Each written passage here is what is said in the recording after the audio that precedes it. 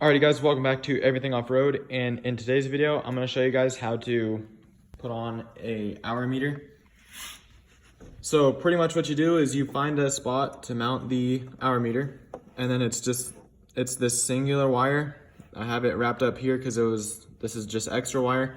That wire, and you run it through, and then find your spark plug wire. As you guys can see, it goes back here, and the ignition coil is located right behind here. Take this wire and you wrap it around the spark plug wire 4 or 5 times. Put a zip tie and a zip tie and another zip tie in the middle, and then put electrical tape over that. And that's how that works. That's all you have to do to install it. I'll show you guys the different modes. As you guys can see, there's 2 different buttons here. You have an M and an S. When you press the M, you can cycle through the different engine firing modes. So, on a single cylinder 4-stroke, 1P, 1R I found is the best setting for that. Just leave it be and it'll set. So as you guys can see, I let it go and it reset. So that's the firing modes.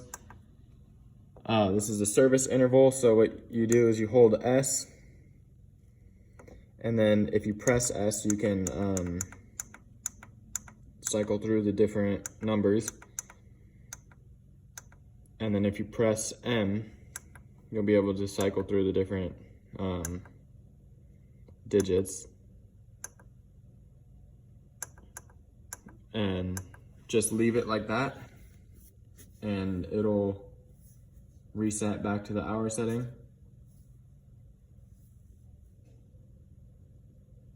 So now if you press M again, that's your firing modes. Press M again, that's your service interval. Then if you press M again, this is your data mode. If you hold S, it'll reset the hours. Anyways guys, that's how you install an hour meter. Catch you guys in the next one. Peace.